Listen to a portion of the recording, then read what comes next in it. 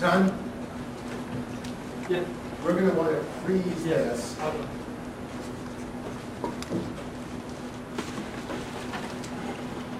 We do have feedback from the audience, so we do try and listen. Sometimes this is distracting, it keeps flashing, so we're trying to. Just go down and GiftZip. Yeah, that's a good point. It also washes up the video.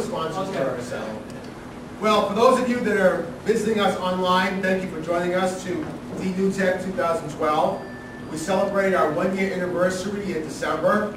That's a major accomplishment. We've gotten, I think we were one person shy of 500 registrants last year. So hopefully we'll pass the 500 to start this year. So we're really excited. We're at 509. 509. And I always forget to register, so I'm still at 510. So I want to start by just acknowledging all the sponsors that continue to make this possible. Blue Water Angels, Wisdom U, Tex Ripple, Detroit Economic Growth Corporation, Quicken Loans, our hometown building sponsor, TechTown, Mental Note Online, and with my proceeds, I intend to become a sponsor, but you'll notice Mental Note Online is a bigger logo than I do, so Town and I need to fight over size of real estate before I give them any money, so we'll eventually work that out. Our speaker for tonight is Sam Hogg. Sam hails from Albion College, MSU Burroughs School of Management, Director of Venture Development at Next Energy. He'll talk a little bit about some of that part of his background, but he wants to spend some time talking about the company he founded called GiftZip. And as I looked, it lasted exactly 2 years and 9 months from startup idea to when they sold it for, was it 15, 20, 30 billion dollars, I heard? Sued for telling you. So, well, we'll just say it's enough to retire the national debt of the USA. So he's been very successful. So Sam, come on up, give us some background and tell us how you did it. Sure. Thanks, guys. I'm a pretty informal speaker, no PowerPoint or whatever. I've been going to a bunch of conferences lately, and the Google guys are all at these conferences. It was really refreshing because they never use PowerPoint, and I was trying to figure out, you know, it's great, I never see it, and then it occurred to me, like, if you're working for Google and you're using a Microsoft product, it's a really bad thing. So I'm kind of stuck with it for the no PowerPoint thing for the last little while. I'm fortunate that I get to be your one and only speaker tonight, so I'm going to just lecture for the next hour, and I expect no questions. And you just have to believe everything I say to you, so just deal with it. Sam, if we can start, I'm going to ask you to raise your voice level Sure. just a little bit You got so you it. can hear it in the back. You got it. Is he going to use this? But no, really, I'm going to probably chat for like 10 minutes. You can interrupt what I'm saying at any time, and then hopefully we can just use the remainder of the time to just talk about anything from startups, e-commerce, energy, venture capital, Entrepreneur Magazine, GiftZip, MSU football. I can talk a little bit about the Wolverines, even though apparently they're ranked higher now. Whatever, we could spend an hour on the BCS. We already tried starting from Milton, but I'm gonna run through GiftZip to start. I don't know if anyone, and this should probably be a good thing. Before you read that I was speaking, did anyone know what GiftZip was? I got a couple. I got your T-shirt. That's called market penetration right there. 2%. So GiftZip was my pet project, and I actually kind of made my speaking pretty simple because I've done a few of these before, and so I just kind of wrote down all the questions I'd ask myself if I had no idea who I was or what GiftZip was. So my first question is, what is GiftZip.com? Hey Sam, what is GiftZip.com and how did it get started? Well, this is GiftZip.com for the coders out there. This is just a fancy hyperlink SQL database of a bunch of logos of companies and the direct links to the point of sale of their e-gift card. How it got started, I'm a lazy gift giver, and as a lazy gift giver with my cousin, we've always given each other Amazon.com electronically, so email gift cards for Christmas. Every Christmas from probably 2001 out. And so one thing I noticed in about 2007, 2008, we finally had a few more options to send email gift cards other than Amazon.com. More companies were providing emailable gift cards. And so I was thinking about this business model.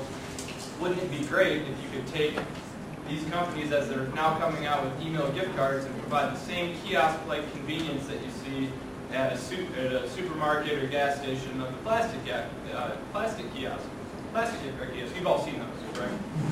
So I did a little research. I was in business school at the time at MSU doing my MBA, And I looked into the plastic gift card market, and it's pretty fascinating. So gift cards didn't even really exist much before about 2008. By 2000, or sorry, not 2008, 1998. By 2001 or so, it was about a $12 billion annual market. And between 2001 to 2005, it jumped from $12 billion to about $50 billion annual market in that 4-year span. And I tried to figure out what in the world created that jump. And the jump was a company called Hogg Network basically bought up kiosk space at all of these different retailers and provided selection and speed in the gift card buying process. It was a lot harder to buy a gift card when you said, I really want a Best Buy gift card. I need to drive to my local Best Buy, buy it, wrap it up, give it to someone, whatever it is. So the kiosk really revolutionized the plastic market, and I thought, wow, this e-gift card market is very nascent, and could the same thing revolutionize the email gift card market? And furthermore, there's even less of an incentive for a super center to offer like a kiosk-like solution, because Best Buy doesn't want to sell Circuit City's gift cards on their own site. Whereas they had you captive in a store, it might be worth it for them to sell it at their kiosk. So this space was ripe for like a third party to come in and be the kiosk. And the nice thing about the digital world is that I wasn't dealing with corporate real estate prices. I wasn't dealing with anything other than trying to get this idea up and going. So this is GiftZip. It's painfully simple how it works. You need an electronic gift card. You come to the website, you click on American Express, Barnes & Noble, whatever. It will take you to the point of sale, you buy it. We are faster than getting to the e-gift card through the retailer site. It usually takes 7 or 8 clicks to get to an e-gift card through a retailer site, 1 click on our site. And the other thing is we are better search engine optimized than anyone's e-gift card in the world, because no one has any incentive to offer all the e-gift cards in one place. So we're better optimized than Amazon's own e-gift card, because we have, for those that understand search engine optimization, we have backlinkages from hundreds of the best retailers in the world for their gift card. So when you search e-gift card or whatever on Google or whatever other search engine you use, we're always going to be top 3 and ranked ahead of all the other retailers. So we're fast to get to. So that's how it started. We grew over a period of about 36 months, and at the end of the day, in July this year, sold the website to SVM, which is the global leader in gift card marketing. It's a company that's an absolute monster company, but no one will ever know what it is. But they have a niche. They basically provide the vertically integrated solutions for every retailer's gift cards. They do everything from print to plastic sometimes to offer the marketing programs that get them in the incentive world and all that. They're a large company out of Chicago. They bought us up in July. Okay, my next question that I get asked a lot. Sam, how did you take it from an idea to a business? My biggest advice in this is to stop thinking about the business and planning the business and start building and selling stuff. So many people get bogged down in business, and I apologize to any business plan coaches because I know I'm in TechTown, but literally so many people get bogged down and frustrated in the business plans. Whether it's trying to find a business plan to win a competition or to impress an investor or whatever. Business plans are absolutely nothing other than snapshots in time. They change every single day. If you spend all your time writing a business plan, you're not doing the 2 major things that you need to be doing. That's building and selling stuff. At the end of the day, every business kind of boils down to the lemonade stand model. You need to be making the lemonade, you need to be selling it. So there are times and places for it, but again, stop thinking and writing, start building and selling. This GiftZip's a perfect example. I'm clearly not the first person that's had this idea. So every time I meet someone says, "Man, is that easy? Why in the world didn't I do it?" And it's literally the doing is what creates the business. GiftZip became something because I stopped thinking about it, and I spent 5 straight days making a database, gave myself carpal tunnel, and then took the database to a website, and then eventually took the website to a business. So you're building real things. People can see it, touch it, feel it, know what it was. There's absolutely no business plan that I could have been up here and read to you over the course of 15 minutes. I could have matched me just showing this picture right here. You show this picture, you understand it in 5 seconds, or I can spend the next 50 minutes telling you about what my idea is. So the kind of the next that is businesses or ideas are everywhere, and lots of people have them. But really, the best way to start, and I know it's the worst answer in the world, is to start. Just start. So that's my answer when people ask it. A bit of the timeline of events at GiftZip. So started the business, just because this gives you a snapshot of where I was at in my life. So I was getting my MBA at Michigan State, which was a great decision because it gives you lots of great skills when you're starting a business. It's a terrible decision if you don't want to end up in the corporate world. I was reaching the end of my MBA, and I was realizing very quickly that I'd always been an entrepreneur. I've done lots of projects like this in the past, and I wanted to do something like this again. So I started building it then. So June 2008, started building out the database. November 2008, the website was live, so we launched the free version of this. So basically all that meant, the free version of this is every time I drove a click to one of these retailers, I could track it, but I wasn't getting paid for it. In April 2009, we sold our first client. I'm going to talk a little bit about that experience later. From April to August in 2009, we surpassed 200 paid clients, so very busy summer there. And then roughly 2 years later, July 2011, the company was acquired. One of the questions I commonly get, Sam, what did you do about money? Well, I have 4 investors in GiftZip, and 3 of them are in this room right now. One of them was me, the other one was my American Express card, the other one was my Visa card, and the last one was my student loans. So, those are the 4 investors. It's great. They're really persuasive at getting you to pay them back, but they don't have a lot of input into your business, which sometimes is good. But yeah, it was totally self-financed. Took out a bunch of money in debt, but to be honest with you, at that stage of my life, I just didn't care. I mean, people were walking away from $500,000 houses. I figured I could, start a business for 50. I mean, it just didn't seem like that bad. So if you want to get into this, I highly encourage you to get over that, that fear of failure very quickly, because it was always really odd for me, because I'd be a guy, if I was buying new golf clubs, I'd spend like a month researching the best clubs and the best deals or whatever to make a $500 or $600 purchase. When you're starting your own business, you just become completely desensitized to money. It's just a tool. You live your life normally, but I can talk more about that later if you want. I did everything on the cheap. Again, it's actually. There was like no infrastructure for GiftZip. When we sold the company, we were getting interviewed by the Lansing State Journal, who was coming. They came up to me and said, "All right, we heard you sold your company. How many jobs has Lansing lost? Have we lost commercial real estate?" I'm like, "This company exists on a server in Liquid Web. There are no employees. There's no nothing." They couldn't believe it, and they're like, "Well, that's a bad story.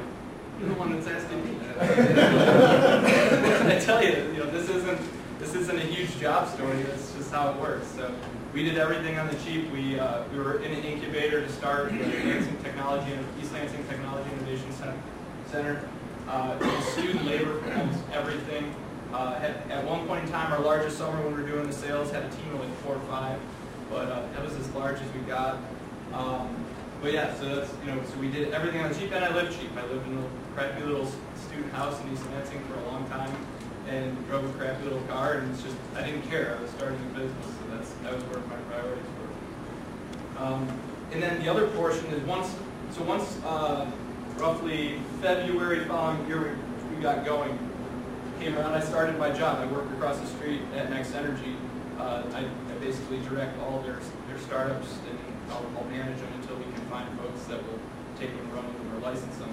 But it was hitting a point, and the beautiful thing about websites is once they're up and running, once we've made our sales to our retailers and all that stuff, there wasn't that much stuff to do. I got asked all the time, how do you work and own GiftZip? And I was like, well, if I worked at GiftZip, I'd stare at this website all day long. I don't know what I'd do.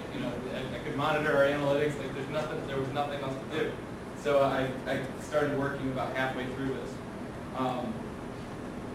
Let's see. So what were some of the turning points? So selling the first client's a great story, and it's great because it's local.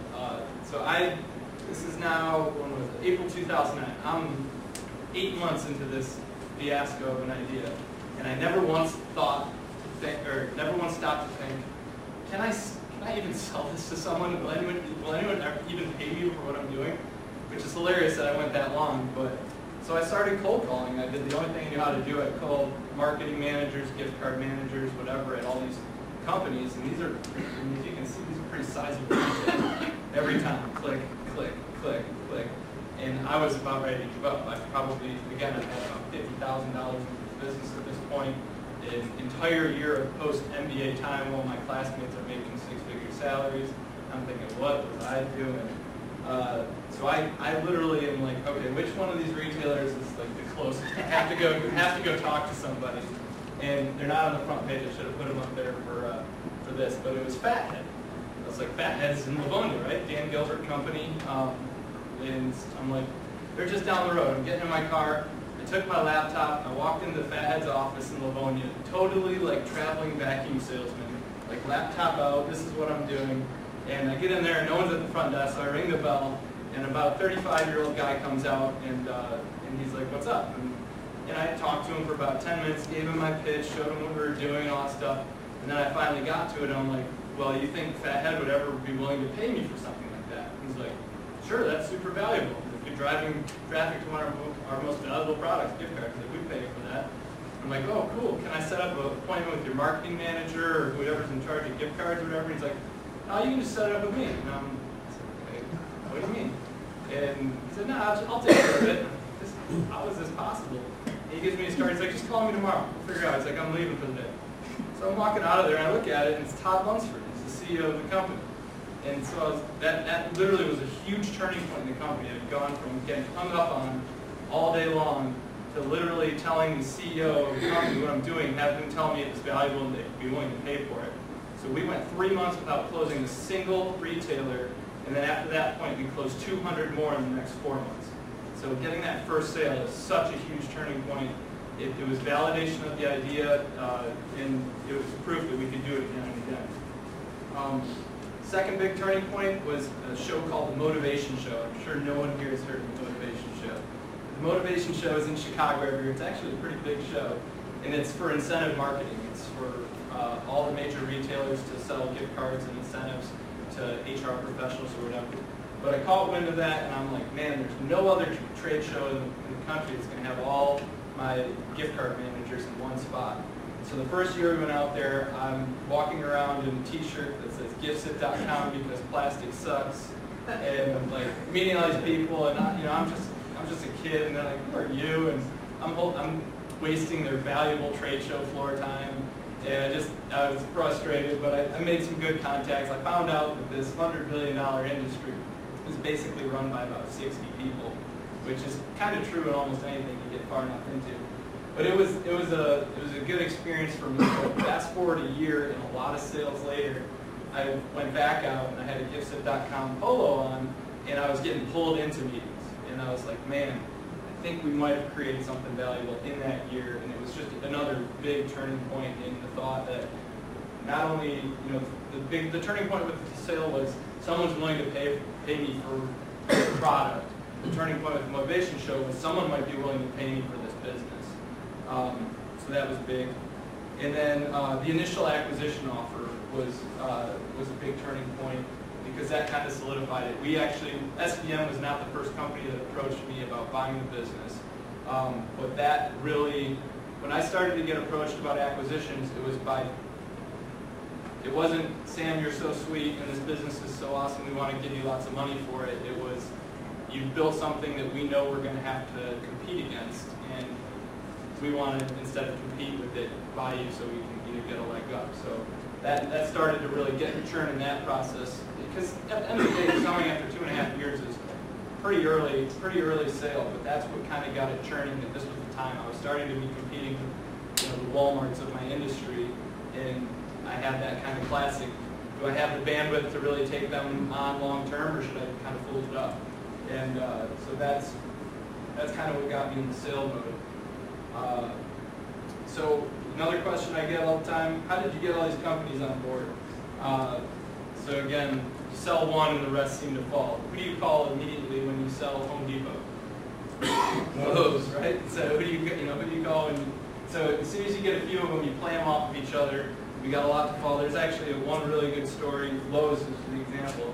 So we had, again, when we started this, we just poached logos from wherever we could find and put them on there and like drove traffic.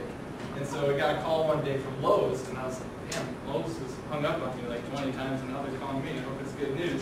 And it was from their marketing department, and they're like, you're misrepresenting our logo, we're going to sue you, blah, blah, blah. And I'm like, well, I'm broke, so you can sue me all you want. I don't have anything to lose. Like, you can sue me, you can have my student loans, you can have my car, whatever. But I'm like, did you see what we were doing? And they're like, not really. And I said, check it out. And they're like, wow, that's pretty cool. Like, I was like, can I talk to your gift card manager?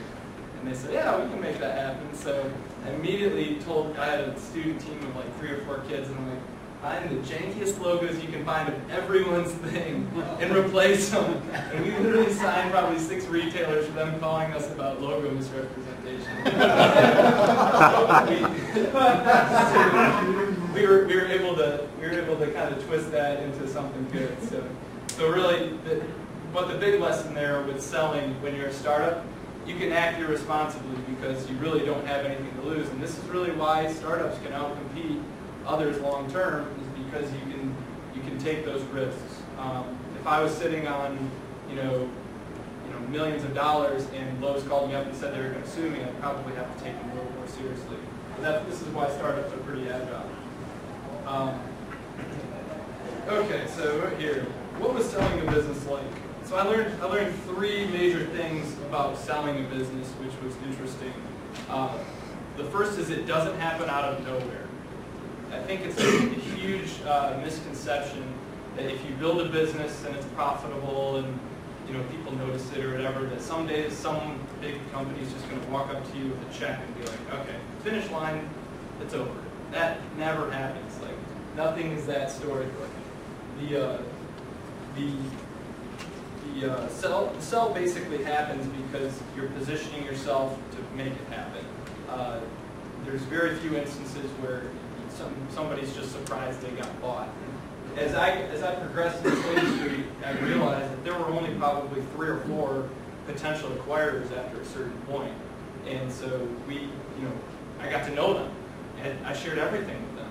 And that's one thing that you really need to do. You need to be comfortable telling folks that either want to buy or invest in you what you're doing. One of the reasons that the first potential acquirer was engaged with us is they were looking at us as a strategic investment. And as that conversation progressed, they kind of just wrapped it up into, well, why don't we just buy you? And then we had probably 3 or 4 different acquisition talks, but they don't happen out of nowhere. You have to think about selling your company just like you think about selling your product. You have to position it right. You have to talk to the right people. One thing I really realized is it takes just as much work from the acquirer as it does from the acquiree in selling a company. If you're a large corporation that's looking at growing by acquisition, chances are you're having to devote a lot of bandwidth to folks analyzing companies, to folks that will take over the company once it's acquired, all that stuff. That doesn't always line up in a corporation. You can't just assume people buy because they're big. It's like assuming a grizzly bear is always hungry. They hibernate too, right? So it just doesn't work that way. So when you feel like one of the best feelings is when you know you're starting to get internal resources devoted to you from that acquirer, because then you know they're taking you seriously. They're having meetings, they're willing to drive. When we sold to SVM, they had 2 teams come out to East Lansing a couple times to see if the business was real. We kind of found out the same thing with the Lansing State News. We were as real as this could get. But you realize that they're putting a lot of work into it too. And then finally, the best price is the one they offer you. There is another misconception that entrepreneurs have a lot of say in what that sale price is. But as you get larger, your options to sell get much smaller. You look at Facebook as a perfect example. So when Facebook was very early, they were getting offers from Yahoo, they were getting offers from Microsoft, they were getting offers from everyone to buy them up. This is 2006-ish. They became so large that they literally ran out of, they're pretty much out of acquirer options. no company right now that's large enough to acquire Facebook at their valuation. So as Zuckerberg was going through that, he had to have known, man, every time I say no to Yahoo, say no to Microsoft, whatever, I'm starting to basically one track towards an IPO, because that's my only option to sell. And that happens at all sorts of levels. It doesn't even have to be at that kind of level. In this industry, it was simple. There were 3 or 4 companies that controlled the whole thing. So I know I pissed off one of them by not selling. I was on my second one, so if I screwed this one up, I'd only had 2 more options, really, or then I wouldn't even have the choice of whether to try to stay and compete. I would have to. So really take a look at that and put a lot of thought into it. All right, one question. Sam, what stuff doesn't matter? I already covered business plans. They don't matter. Experience. Experience doesn't matter that much. That's what I'll say. I knew nothing. I know way more about the gift card market than I ever want to in my entire life. And fortunately, I'm not allowed to work in this market for 5 years on a non-compete. That was the easiest document I ever signed. They're like, and you won't be working in this market for 5 years. And I'm like, where do I sign? Happy. I knew nothing about this. I knew nothing about gift cards in 2008. I know a ton about it now, but the reality is, if you're willing to learn something, experience really doesn't matter. And where this really matters is when you're hiring folks. So when you're hiring folks, everyone always says, well, get a veteran in this industry, pay them a lot, and blah, blah, blah. I had so much luck with motivated students. I would much rather, especially now, and I plan on doing more businesses in my life, I would much rather take a chance on a 21 or 22-year-old person that is motivated, excited, and willing to learn than a veteran in any industry that is just going to, be stuck in their ways. One of my favorite things about GiftZip, other than selling it, obviously, was that all the kids that worked on this with me are now doing way better things than I could even imagine. They got hired by our search engine firms. They got hired by SVM. They all ended up, and these kids, when they originally worked with me, were 20 years old, 19 years old. And that, in hindsight, has so much value to me. I keep in touch with those guys. I recruited them out of classrooms, and seeing them succeed makes a huge difference. But it really was finding the right people. So, when people are like, well, where were the experienced gift card people? The most experienced thing, the closest I got to hiring out of experience is when I hired my first girl and realized how little I knew about shopping and brands. Because they were all, when I started this, it was just basically 2 guys, and I had neglected probably 100 retailers. And by hiring that first girl, I realized I was ignoring almost half the market, mostly just because I didn't know about it. So other stuff that matters, or other stuff that did matter.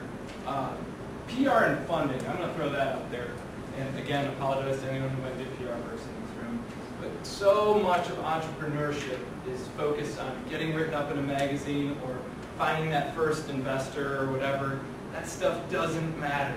If you sell stuff and if you build good products, PR will find you, investors will find you, and people that are focused on those 2 things not only are basically setting themselves up for the wrong stuff, but when they even get it, they can be setting themselves up for failure. I'll never forget, because again, I'm speaking from experience because I thought those things were important too. But I remember my alumni magazine at Albion College put me at like maybe 6 or 7 months into this business on the cover of our alumni magazine. And then every time I bumped into an Albion grad from then on, everyone was asking me about GiftZip. And I'm like, this company's probably going to fail. I was like, I wish, like anything, I would have known that everyone from my college was going to ask me about this company before they said that they were going to put me on the cover. But you can spend a lot of time chasing PR. You can spend a lot of time chasing investors. But at the end of the day, the only thing that really matters in the business are sales and funding. You're going to get to a level where you're trying to impress someone and you throw a bunch of news articles in front of them and they're like, don't care. It's just, I don't care. And so don't put all your focus on getting noticed and stuff. I know there's a lot of like glory and hype that goes with entrepreneurship and all that. I mean, I write for Entrepreneur Magazine, I get it. We do a headshot of someone every single month on the front. But at the end of the day, that stuff doesn't, there's plenty of, if you were to go back through all the Inc. magazines and Entrepreneur magazines and look at those headshots, there's a lot of guys and girls that wish they weren't on that magazine. So keep that in perspective. Stuff that does matter. Stuff that does matter, again, building and selling.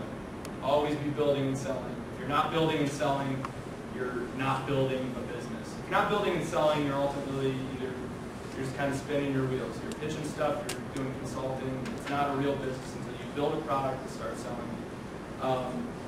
People matter. And not just the people you work with, the people around you. I'm super blessed that I have, I got my MBA and I had 100 classmates. Some of them were at these businesses when they graduated, and that was really valuable to be able to reach out to folks that could connect me up with the right people. But even just family, people you are working with, just networking, I can't discount that. One of the times we were looking at for help, Todd Lunsford again at Fathead is like, well, how about I introduce you to Dan Gilbert, Josh Linkner, and all those guys, because at the time Josh was at ePrize, and ePrize buys a lot of e-gift cards, right? So those networks just they form and put a lot of stock in them. The way you treat people, and I've never once regretted making a connection in business. It just seems like they naturally pay off. So invest lots of time in making or in broadening your network. And then the other stuff that matters is just life. I will never be someone that defines myself on my business. Short of stuff like this, I don't think anyone even knows who I am or what I do. GiftZip is not Sam Hogg. Sam Hogg is not GiftZip. I can very simply detach from this and sale. Intertwining the two, a lot of people say that's passion. I say it's a recipe for disaster. So making sure you maintain a good life and do the things that you want to do and separate that from the business, in my mind, becomes strategic. So I always wanted to make sure that even though, again, there was times where I was working 100 hours plus a week on this, I wanted to make sure that I was doing some of the things that I still enjoyed. So final three things I put. The question was, what helped GiftZip.com succeed? The first is wonderful people. Everyone around me that either helped out or worked for me or anything, they deserve just as much of the success. And fortunately, the folks that did work for me they'll probably be hiring me someday. But that's a good thing. The other thing, wonderful climate for starting a business. We were accepted into Y Combinator out in Silicon Valley, and it was probably a year or two late for us. We already had a pretty big team and pretty committed on sticking around here. And the principals out there are just like, you guys are crazy trying to start this in Michigan. We're loaded with talent out here in Silicon Valley. It doesn't really cost that much for you guys to make this move at this time in your life. But I was from here, and so were all the people that were working with me on it, and I feel like doing it. But the truth of the matter is there's absolutely no better place in the country to be starting a business than right here in Michigan. You have amazing resources at your disposal. The state has done an amazing job of having a true entrepreneurial and funding ecosystem for businesses that are getting started. And everyone's here to help you. I mean, before we had this talk, I was talking about a program where the state is helping, where the state is paying for consultants to help, get an SBIR grant and folks like it and things like that.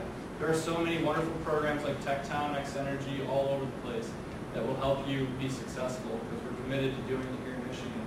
And I really benefit from that. We won the Great Lakes Entrepreneurs Quest in 2008 for New Business Idea, but there's a million competitions. There's lots of people out there to help you. Take advantage of it. It really is a great place. And then finally, the biggest thing I want to say that helped GiftZip.com succeed, and I get the luxury of saying this after rapping at you for 15 minutes, is just plain dumb luck. Anyone that will tell you that they were successful in it because they worked hard, or they were smart, or blah, blah, blah, they're ignoring the 98% that really happened, and that's just luck. Luck is a huge part of it. Anyone that tells you not is lying, and they will have karma, which is tied in with luck, make them fail in their next business. But the truth is egos torpedo more businesses than anything.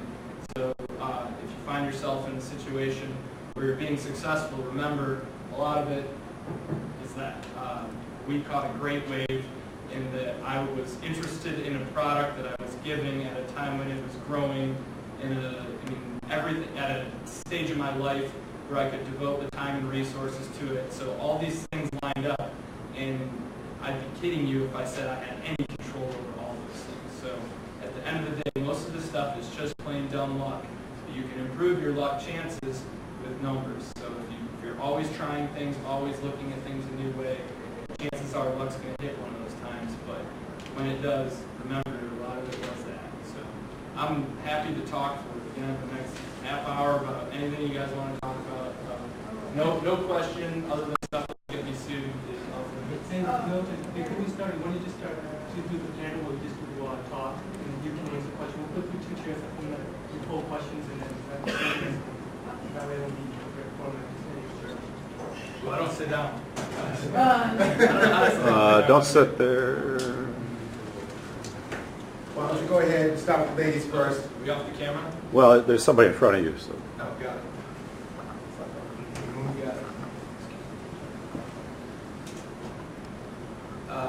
This is one hand. Yeah, the question I had was, right now I'm kind of in the middle of starting my master's. Sure. And so how did you, I had 2 questions.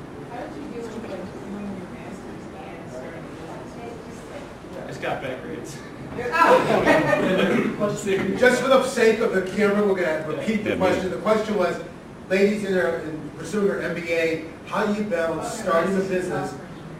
Okay, That's well, how do you more balance valuable. pursuing an outside career or starting a business? Yeah.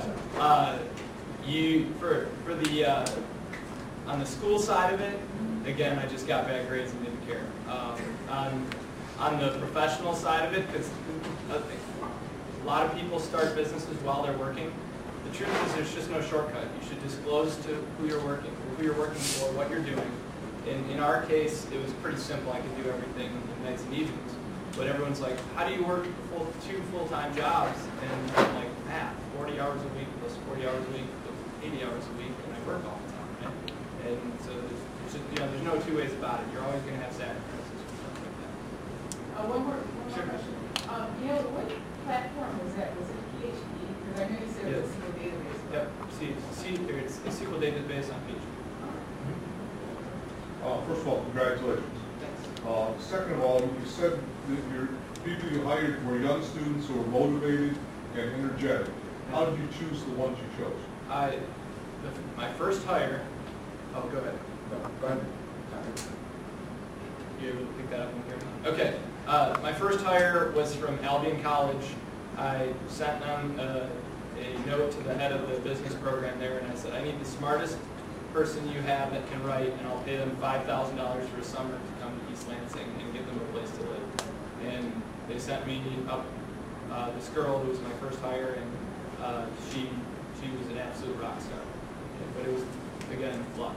She came up with this beautiful resume. It looked like it had been prepped for 2 days, and I'm like, you really willing to do this? And she said, yeah, you're hired. Well, it sounds like you didn't choose the first one. What about the ones you did choose? The ones I did choose, the criteria was always, why do you want to work for a startup? Never, formal interview questions like, what do you want your office hours to be? I mean, it was all just feel. I mean, and you can't be too choosy at that stage. I'm paying these kids, next to nothing, and if they showed an interest in the business beyond a $10 an hour job that they could get at a golf course for the summer, then to me that's a great criteria. You touched on it in the beginning. I wanted to know how did you personally get over your fear of failure, or just as likely your fear of success? Yeah, well, I never had fear of success. I was definitely into that potential. The fear of failure was it kind of ground away after a while. At first I was just like, this isn't. I kind of convinced myself like I have nothing to lose, and then again, a $50,000 credit card bill and 8 months of not working. I was like, well, maybe I do have something to lose.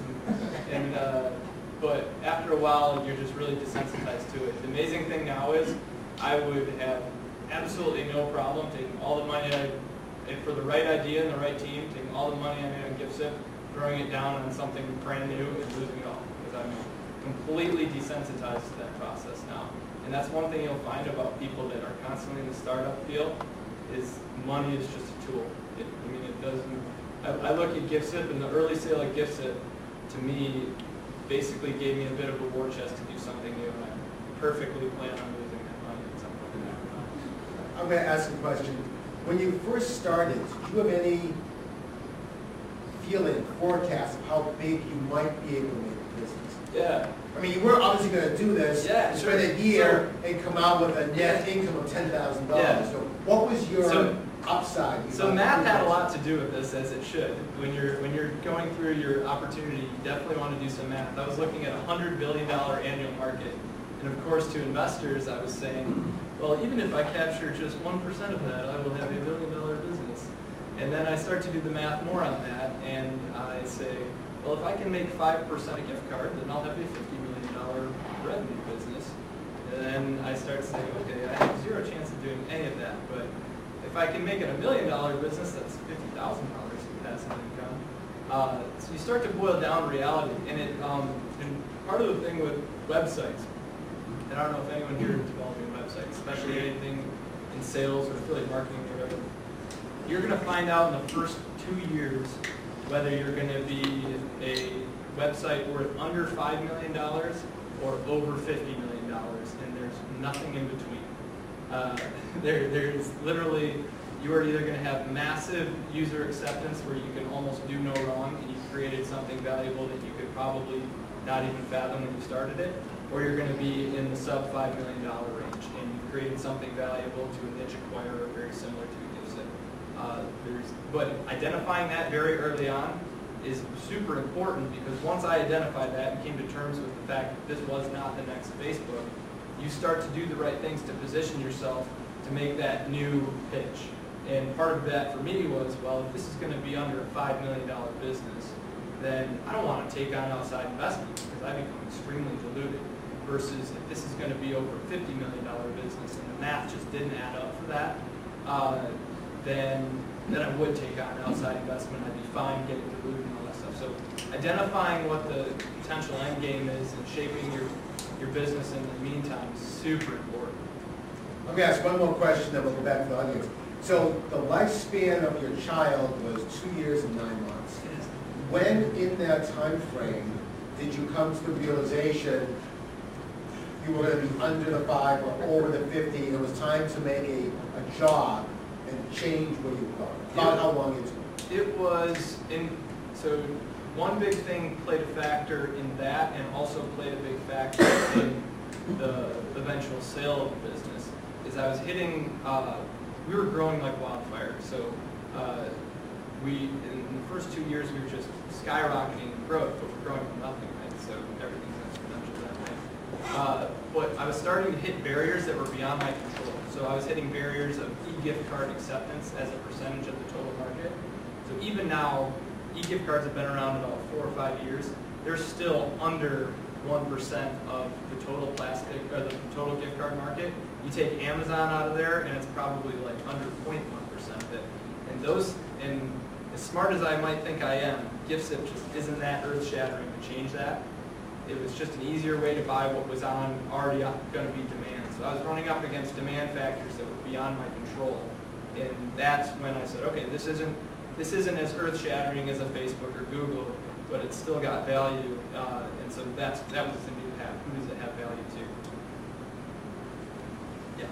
In the early days, how did you drive traffic to the site? And The question was, speak up just a little bit, how did you drive profit or customers? How did you drive customers when you had the free version, if you will, where they could just click and you could monitor it that way? Well, the beauty of GiftZip for customers was that it was always free. No one ever had to pay anything to use GiftZip. No one ever had to. We learned some very clear things early on. First of all, in this day and age, customers online don't pay extra for anything. Kayak.com destroyed the Travelocities and Expedias because they said we're going to charge the airlines. So that model was pretty well established, so we knew we had to pursue that. What we found with this is when you're an early website, people don't want to sign up for anything either. They don't want to put their name on anything. So we literally went for the most streamlined, clean model, and that was direct linkages to the websites. And again, luck. So by doing that, we created an absolute search engine optimized powerhouse. And so when people started typing in e-gift cards, electronic gift cards on Google, we found that we were the first or second or third return. And so it was like self-perpetuating. So I wish I could take credit for the brilliance behind that, but I'm not that smart. So it just was luck. First of all, congratulations. It's really great to have you share your story here, and I thank you much for that. And the other thank you I want to give you is thank you for staying in Michigan. Well, I wish I could be a great job story, but It is. It's a great educational tool. Yeah. And please don't make yourself scarce to other entrepreneur groups. If you want, I'll invite you.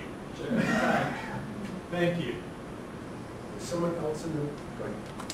You've talked multiple times about the $50,000 on your credit cards. Yeah. Besides personal expenses, like specifically business expenses, what were the top 3 or 5 things that you were spending money on to get the business? Labor. So the question was, what are the top 3 to 5 things you were spending money on? Sure. Labor, just general marketing lumped all together. So whether it was AdWords or email campaigns or whatever, we were spending money on that. And then that was probably, that was the whole business. We were operating out of a space that was 1/10 the size of this room in an incubator in East Lansing that was charging us $250 a month to be there. Again, all of our hosting was for $10 a month on a cloud server at Liquid Web. And you're talking about startup costs that are all just people and marketing. We were doing the coding in-house, and that's people time. So it was, you cannot beat the barriers to entry in the internet world. It's very easy to get going. When we're talking about costs, what were your legal costs associated from, you had to have contracts to handle each of those, Yeah. plus, when you were selling it. So unfortunate in that my dad's a lawyer, and unfortunate in that he doesn't like me. So, but he was pretty supportive. But at the end of the day, there are less legal costs in something like this than you can imagine. So this GiftZip.com was never even a business. It was doing business as GiftZip.com under a regular LLC company. And then when we sold the company, I got approached with, man, what were your legal costs? This was a 4-page transaction. I sold a domain name. There's obviously a lot more to it than just the domain name, but on paper, all I sold was a domain name and the server space behind it. So that's straightforward. It's straightforward. And but a lot of it again gets back to what I was saying earlier is it didn't matter if I was getting sued by someone because I was broke. You can only collect on what I have, and I didn't have any. I didn't come from a rich family, but what about each of the vendors that you were working with? Did you have to sign? No. So that's a really good point, and I actually got into this a little bit earlier because how does the cash flow transaction work and all that stuff? There are really established programs for affiliates. So if you've seen websites or blogs where people are selling stuff about other retailers, you click through there and there's a well-defined model that the retailer actually pays for you to get paid. So we're 100% on that model. What we did with GiftZip, and part of the reason no one started a GiftZip before us, is gift cards were not included in any affiliate agreements. We thought it was just some unwritten law somewhere, but it turns out it's just a box that you need to click that they include that product, and no one included it just because no one ever asked them to. So the biggest barrier to entry to start this business was one that we tumbled, but now I'm sure folks behind me are selling gift cards affiliate-wise, and they'll be competitors, but that's SVM's problem now. Was it one more lady? Yes, one. Oh, what was your AdWords budget when you first started out to help drive those customers? Great question. So I definitely know why Google is the most valuable company in the world. AdWords. We did AdWords for our first Christmas where we were charging, which was 2009. 2008 was a pro bono Christmas. And I learned very quickly that we were not going to be profitable with the AdWords model. So on average, if someone buys a $50 gift card, and say I'm making a fictional that won't get me sued 5% on gift cards, I'm making $250 on that transaction if they convert, right? On a word that probably cost me $4. So AdWords was, unless I could be convinced that that person would come back to me without an AdWord, 2 or 3 times to pay off the AdWord, it wasn't going to work. So I needed to invest in something that had more staying power. And so we totally pivoted at that point because we're like, man, if we could just get this on AdWords, it's arbitrage, right? We're paying money for words that ultimately end up in sales, and we make a spread in between, and we can be as profitable as words that we can pay for. Life doesn't work that way, unfortunately. But so we made a big pivot there, invested all our money in optimization so that we could keep and maintain those Google rankings long term. And so we kind of abandoned. We had 1 month where we used AdWords in this whole thing, and it was an expensive month.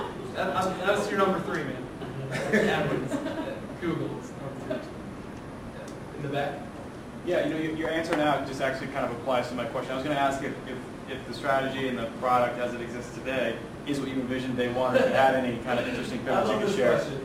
So this whole concept originally was like going to be used as a reward mechanism for like, what was the original concept?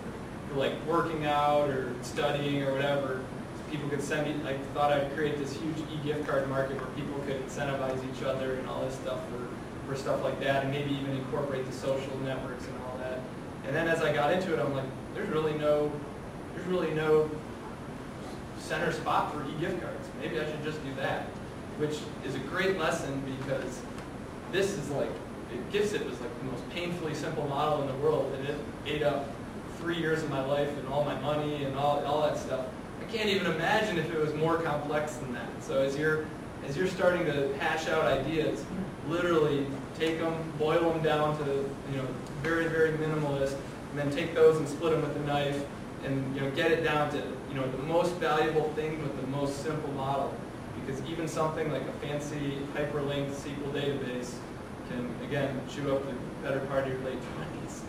So, Welcome back, Chair. Yes. Did you end up using groups like Commission Junction as your entry onto getting approvals? So our sale was again cold calling of retailers, Okay. but as the company hashed out, we basically had 2 sell points with retailers. We could either try to go through the affiliate, because big retailers have committed affiliate managers within Google, Commission Junction, and all those. And we could say, hey, we think we provide a lot of value to CVS. Will you see if they'll approve gift cards for the site? And we say that to the affiliate managers. They're motivated to do it because they get paid based on how much push-through goes to their affiliate system. So we had some traction with them. But that was only for retailers that had committed affiliate managers. Some affiliate managers spread out between hundreds of small retailers. So you really can't get that type of service. For those, we had to work through gift card managers. And believe it or not, at every big company that sells gift cards, there is a person called the gift card manager. They're all at the motivation show too, by the way. But they are in charge of the overall throughput of gift cards for a organization. So it's usually one person too, handling a $100 billion market. Amazing, but how it works. I am one of those people that... Gift card manager? No. The business coach, the entrepreneur coach. Yes. Okay. I have several entrepreneurs who would love to get the opportunity to talk to you. How do I go about having that happen? He's got I can give you my email right now, but Ken has my email too. So it's hogg.sam@gmail.com. Email anytime. It's the only real good way to get a hold of me, but I always respond. And just to this word, I knew not the same side about this, but I think my brother-in-law and said you should give this back. And so I just don't even know his email. I just sent an email through. Yeah, I think I got his email. I just sent an email. Not knowing me, it was very open. I'm telling you, this is just one entrepreneur. It's a culture that we definitely need to keep going in Michigan. I mean, nobody, again, it gets back to the ego thing. No one gets to do this stuff without tons of help from other people. And if you get through something, if you get through one of the hurdles and you're not willing to give back to this kind of the same culture that helped you, well, then that goes with the karma thing. Good luck on your next startup. Sorry, I have one last one. Did you happen to encounter sort of a chicken and egg issue where you've got merchants who say, I want to see a lot more, I need to see a lot more traffic, and you've got users who say, I need to see a lot more options to purchase, and sort of, if you encountered that, how'd you overcome that? Yeah, so the way we got over the merchant pump is, well, you know what, we never really had any of that because no one had any. The beauty of this business was it was 100% open. The consumer had nothing to lose by coming to GiftZip, right? It's just a buying tool. If they didn't think it was faster than clicking 4 times on a retailer, they just don't have to use it.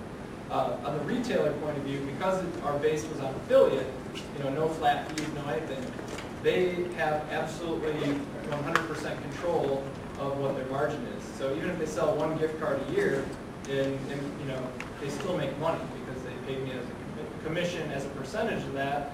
That was a percentage of what they know they already make on gift cards. And then as like ongoing negotiations went, we'd prove our value to some. So it'd be as we got to know these managers better. If wedding season, summers, Pottery Barn would come up to us and be like, hey, we'll bump your commissions to 12% in June, July, and August because we know we're a hot gift card for weddings. Gizmo people for Father's Day, Fandango for Christmas, all that stuff. So it was like the most beautifully organic business process because no one's coming to the table hiding anything from anyone else. It's like, if I'm valuable enough, you'll pay me more.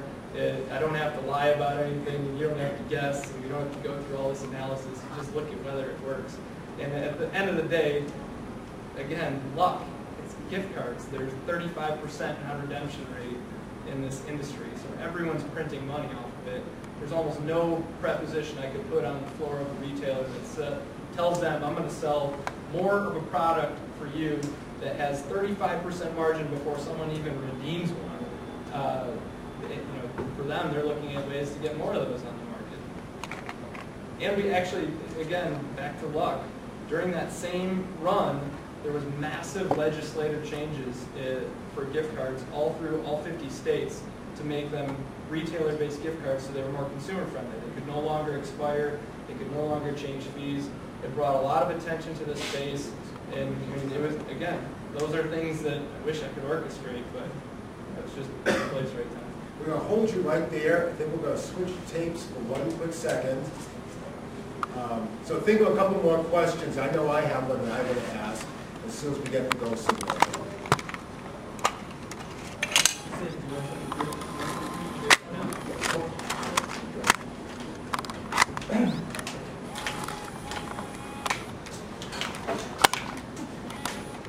Okay. So while you folks are thinking, here's my question. You started the business in 2008. That's when you graduated. Yep. Okay. So we're not going into a science fiction person, Sure. My wife and I, if we didn't share this, we never would have gotten married. Sure. So we're going to bring you back 10 to 15 years. Because this is now 1998, 1993. Sure. Gift cards hasn't taken off yet. Yeah. Could you have started what you did if you had to create the entire market? No. Okay. Because I'm not smart. Okay. That's hands down. And again, a lot of these things are time. So I was building off, this business was a function of building off of an existing hot market on an existing built infrastructure, on a very understandable coding language. Again, if I was brilliant enough to conceive any of this stuff, I'd hope I'd be doing something more important in my life than hawking gift cards. But it was really a function of putting a bunch of pieces together at the right place at the right time, which maybe was intelligent in itself, but Not really. Because I know there are other people in this room that are somewhere between my mythical space and your space. They're creating a software product that doesn't really exist, but there are semi-similar software products that are out there, just not for the particular niche they're going after. So I'm trying to draw analogies. So one of the things that you definitely need to do, and I was a victim of this, because you need to go out and get feet. So if you're building something for a market that doesn't exist yet, that's great, except there's only about 3 or 4 people that have accomplished that, throughout history. I'm definitely not one of those 3 or 4 people. Maybe you guys are, and I hope you are. But chances are you're going to be building something into a need, a market need. And that's 99.99% of businesses. So excuse Ford Motor Company, Apple Computer, and maybe a few other examples of folks that have literally created a marketplace. Most of the rest of us bums are just leeching onto something else, right? So as long as you accept that, one of the things you need to do is get feedback. And one of the best pieces of feedback I've ever got was get feedback from people that aren't your friends, right? So when I'm entrenched in my little coding world and developing GiftZip.com, I'm thinking in a funnel. Everything makes sense to me, right? I'm building this thing exactly how I see it and all that stuff, except I'm not the market. In fact, I probably understand way more about gift cards than the average GiftZip customer. And so one of the things you really need to do is get advice or get feedback and get bad feedback. Bad feedback is the best feedback you can get. I'm trying to think of a really good example. Again, one of the best pieces of feedback I got, you don't have anything for girls on here. And then we found out from that, we built out a more like girl-oriented section and parts of the website. Then we figured out from that, wow, one of your biggest markets are mommy bloggers. So mommy bloggers represent an enormous portion of the internet marketplace, and they're also the people that are very likely to send their kids an e-gift card to college. Like they hitched onto our product, and we would have never touched those if I wouldn't have got the feedback of, hey, you're an idiot, have Sephora on there. Sephora? It's a jewelry store? I guess I had, no wonder all my girlfriends have done me. I don't know. So, I mean, but again, when you're building a business, it's always perfect in your mind, but you're not the market. You're the founder. And so seek feedback and seek bad feedback. Find people that don't like you to use your stuff and tell you what they really think about it. It's really valuable. Any other questions? I got one. Hey, one thing that I'd like to do is when I listen to people, I really try to see where some of the milestones that they get. I know everyone has a different experience, but still try to see any of those factors that hit my entrepreneurial life. And so one of the things that I know you touch on is how, in regards to preparing yourself for that position, everyone thinks about it. I mean, especially for some. But how did you prepare yourself in regards to getting? I know your first one was more, it was something you went past time. But how did you go and try and look at this acquisition? Because even though this might be a few years down the road for us, we're thinking about it. But how do you go at it? Sure. That's a great question. So the first go around with the acquisition stuff, I was again thrilled. When someone wants to buy my company, I've been working like crazy for this goal. I determined a year ago that the goal was to sell it. Within a year, I'm hitting that. I'm on top of the world. Blah blah blah. So like, okay, let's prepare. We have a series of meetings. Funniest thing ever. First meeting, I'm preparing all these projected financials and what we've done already in terms of revenue and sales and all that stuff. And I have a book this thick for them. I get there and they're just like, dude, we're evaluating on what it costs us to pay 8 software engineers to build this over the next 3 years. We don't care about any financials. We know we have to do this. I'm thinking they're going to give me like a discounted cash flow model for what my business is worth. Like, you're a startup. You could get hit by lightning tomorrow for all we know. We just know we want this now. And so it totally changed my perspective on how people evaluate your company. There's 10 different valuation mechanisms, and this was the one I was falling into. What do I have to pay to get up to what this idiot did in 3 years? That's basically how people are looking at it. So the first go around on the acquisition was a really good experience too, because we went back and forth for a series of 2 or 3 months. This is early 2011, I'm taking a lot of time off from work to do it. I'm not putting anything into the business at the time because I'm like, it's going to get bought. Everything I put into it, I'm basically not getting back anymore. And there was a 3 or 4 month gap where, we're kind of slipping their Google rankings, not doing great sales and all that stuff. And then at one point in time, the company just came up and said, this is our offer, and we're not going any higher. I know we talked about a higher number before, but they were squeezing me. They're a big company. They're squeezing me on time, money, resources, my bandwidth, all that stuff. And I'm just like, shame on me for not thinking this was possible. But this is how acquisitions work. Fortunately, again, dumb luck. The guy that was really driving it with the first company left and went to SVM. And so I thought this was tabled a month, and then a month later, he called me and said, I just got hired here. My first order of business is buying your company, and I know you're frustrated with the last go around with XYZ company, but we're going to accomplish this in a month. And literally from that phone call to a month later, we wrapped up everything. But again, stuff out of your control. Any other questions? Yeah. I'll throw one out. I had to step out for a minute, so if somebody already asked this, feel free to tell me that.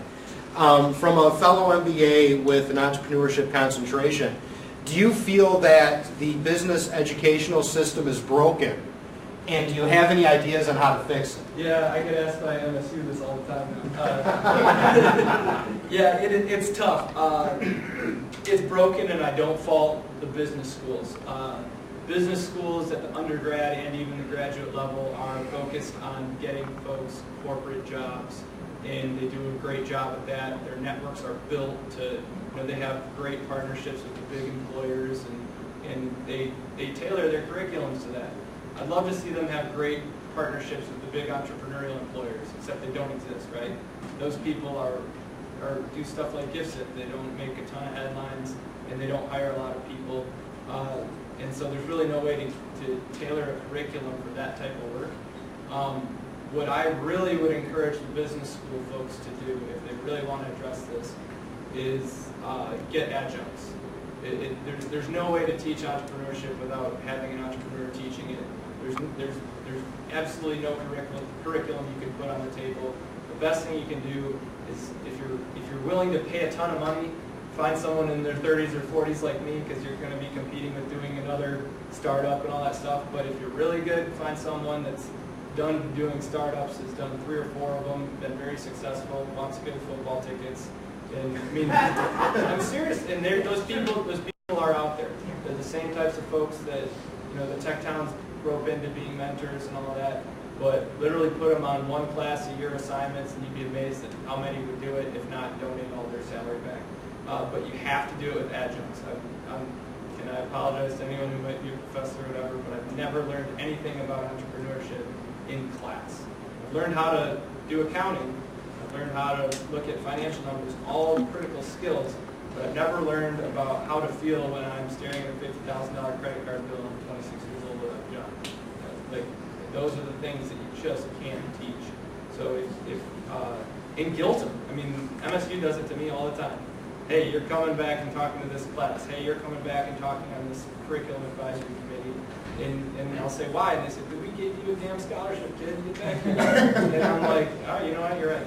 That's how it works. So that's how I would do it. Where'd you learn the code? What'd you say? I'm still a terrible hacker. So, but I learned when I was like 16, 17. Yeah. Funny you should mention that. I was talking with one of my buddies who runs a web development firm in Troy, and he's looking for PHP developers right now. He says he's paying kids 22, 23 years old, $90,000 a year to be a PHP developer. Anyone that will work for him, he can't find them fast enough. And I said, that is amazing to me. If I was 20 or 20, I'd never do, I'd just... Yeah, right. Yeah. But Ajax? I won't reveal it in public. Okay. But he basically said, if kids have been coding since high school, and they've got 4 or 5 years into PHP, like I tell them to go to college at night and work for me during the day. It's like there's that much demand for people that have those skills. And so again, if you got them, it's great. If I was a better hacker, I would have cut my costs in half. and been able to sleep at night a lot better, knowing that I had a lot more control over my business. But again, marginal hacker, decent business guy, is where I fell in things. Did he ever ask the question why?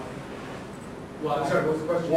Why is there a shortage of PHP? because it's hard.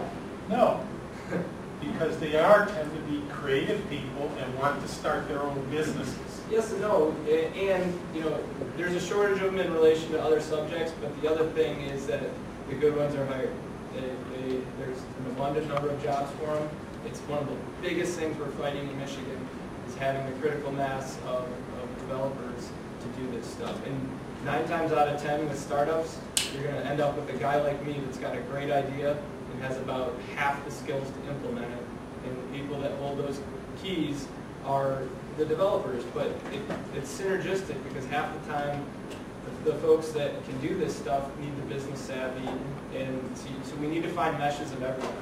I benefited greatly from the marginal amount of coding knowledge I had, just like a PHP developer would benefit greatly from doing around in a business school or in a business and learning that stuff. So it's not an either or thing.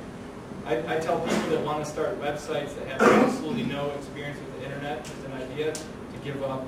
And I tell people that can just build stuff that have absolutely no idea how business works, to give up or be surrogate ready.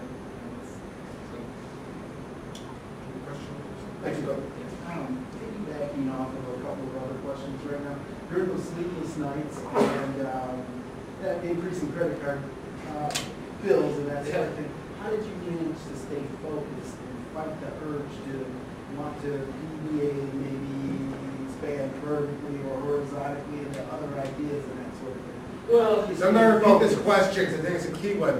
Yeah. You can't sleep at night, you worry about the size of the debt growing and growing and growing.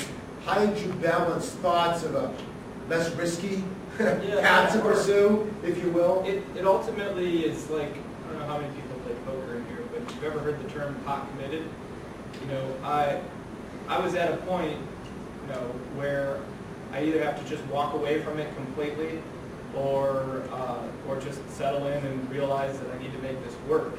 And there was really no intermediate point. Intermediate point was just failure. You know, worrying about it all the time was just failing.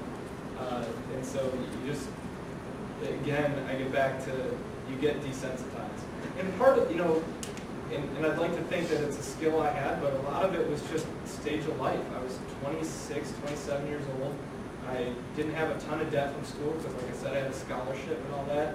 And I wasn't married or had kids and had a ton of money. You know, I lived in a $350 a month house and drove a piece of crap Volkswagen Jetta. And I mean, like, I didn't have any of those, you know, big pressing issues. But when you look at how can we get more entrepreneurs, it'd be great if we could get more kids out of school and out of debt.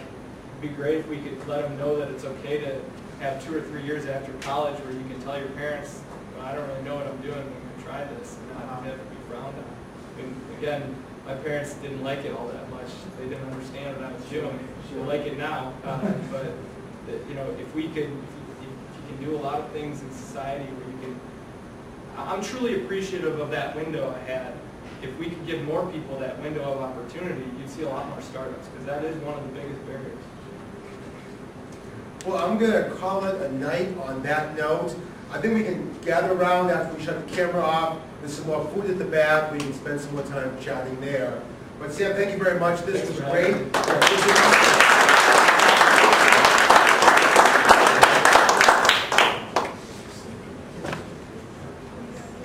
Yeah, thanks so much. I'll tell Mark that. When you go away, we'll go take it for a shout out. Yeah, we'll do it. Yeah. Are you giving Bob this week? Yeah. Sure.